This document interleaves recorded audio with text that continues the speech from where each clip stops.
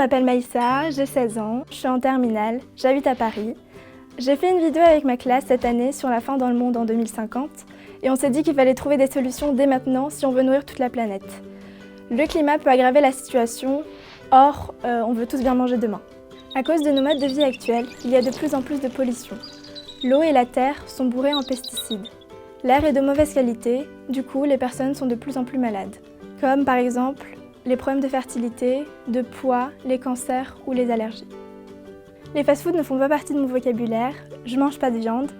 Mon plat préféré, c'est le couscous aux légumes de ma grand-mère, un vrai plat quoi. Je n'ai pas envie de manger de pilules, j'ai envie d'une vraie nourriture saine. J'ai envie de respirer l'air sans me poser de questions. Je n'ai pas envie d'un avenir avec des masques à gaz et des bonbonnes d'air. Dans notre film, il y a un enfant qui découvre une tomate pour la première fois, car il ne connaît que des substituts en poudre. On voulait faire réagir sur cette possible réalité dont on ne veut pas. On devrait trouver des solutions pour que ça n'arrive pas. Marcher plutôt que de prendre sa voiture, c'est une solution pour la santé. Je fais du sport à l'école, les gens courent dans les rues, dans les parcs. On a besoin de bien respirer, c'est essentiel. Il y a aussi la nature.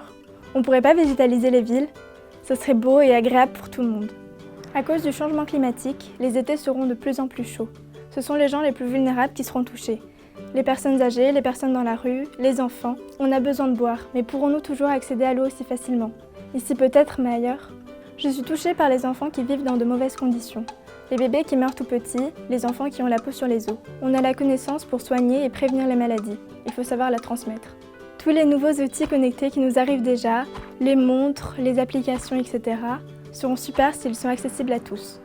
Ça devrait être plus facile d'aider les gens et que chacun se sente bien.